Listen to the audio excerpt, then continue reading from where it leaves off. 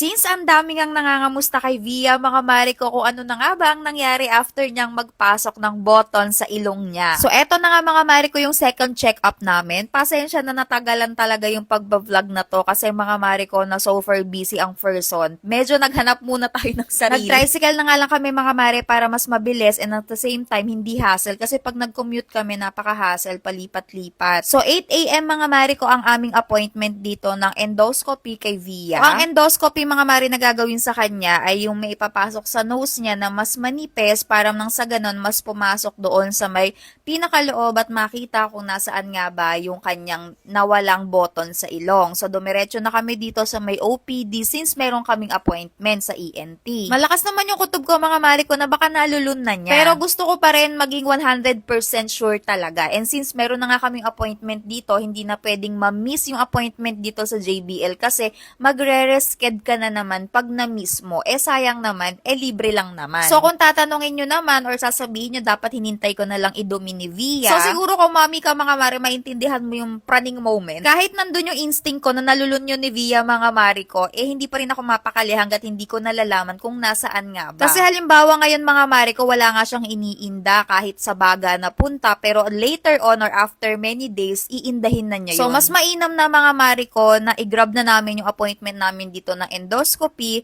and at the same time, mas mapapanatag pa ako. So pagkaka-observe ko kay Via mga mare ko, hindi naman siya nahihirapang huminga. So that is one na sign kasi mga mare ko, once na napunta yun sa baga nyo or sa daanan ng hangin niya, is mahirapan siyang huminga. So far, wala kami na-observe na ganun. So, eto na nga ang twist mga mare ko. So, habang nakapila na kami mga mima sa ENT, maya-maya nga lang mga mare ko, napupo na si Via. Medyo soft, hard mga mare ko yung pupo niya. Kaya grabe, ang tagal namin sa CR kasi hinanap ko talaga mga mima yung button. And grabe, thank you Lord talaga kasi nandoon. Finally mga mare, naipupo na niya and then sinabi ko na sa doctor na nai-release na niya or nalabas na niya. So, yun lang naman yung pinaka-concern namin, mahanap kung nasaan. Tapos pagkasabi ko dun sa doctor, so wala na nga kaming problem, pwede na kaming umuwi. Sobrang thank you Lord talaga mga mare kasi hindi na mahihirapan sa procedure si Via. Imaginein mo ha, ang sakit-sakit sa ilong nung gagawing procedure sa kanya. Kahit nagkanda hassle-hassle kami dito, okay lang kasi wala naman kaming babayaran. At the same time, makakasigurado pa kami. So ayun mga mami ko, dito na nga lang kami dumiretso sa McDonald's kasi grabe nagutom talaga kami and morning pa to, hindi pa kami nagbe-breakfast. Grabe nalobat talaga ako mga mare ko. I mean, parang na-drain talaga ako ng bonggang-bongga. Kaya tignan mo naman, konsumi na ako sa asawa ko. Kasi ba naman, mamimili na lang ng order. Kailangan pa may kasama. Hindi makapag-desisyon yan. Nakakatuwa naman si Via, mga mare, kasi napakasigla niya. Parang walang nangyari.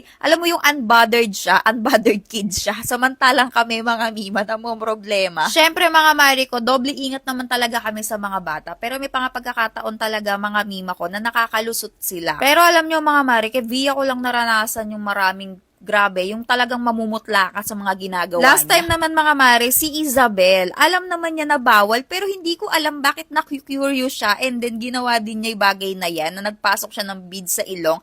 Pero mga mima ko, yun natanggal kasi nakabungad lang. Alam mo yung tipong parang hanggat di nila nararanasan mga mare ko, hindi nila titigilan tapos kailangan magawa talaga nila. Pero grabe, napakabait talaga ni Lord. Alam mo yun, kahit may nangyari nung araw na yan, alam mo yun, bukod dyan sa nagkaroon ng problema kay Via, hindi niya hinayaan na magastusan pa kami ulit and at the same time, is yung kay Via, mahirapan pa siya. Kasi yun yung pinakamahirap talaga yung procedure. So, after nga namin kumain at maglaro ni Via, mga mare ko, umuwi na rin kami. And after nun, nagpahinga lang ako saglit. Tapos, pumunta na ako ng gym. Yes, pinilit kong mag-gym, mga mare ko, kasi dito ko na lang talaga nare-release lahat ng stress ko. Kumbaga, ito na yung pinaka-therapy ko. So, ito nga palang kasama ko, mga mare ko, yung kaibigan ko na tinuturuan kaming lahat dito sa gym. Siya yung coach namin lahat, mga mima. Coach, tapos taga-kuha ng video. And after ko mag-gym, mga mare ko, nag-meal prep na ako, naghanda na ako ng pagkain, nakakainin ko ngayon. So parang ito na rin yung naging routine ng buhay ko, mga mare ko. And grabe, thank you sa inyo mga mare ko kasi sa mga nagme-message, nagko-comment na kamusta si Via, tapos nagbibigay ng advice. Grabe, thank you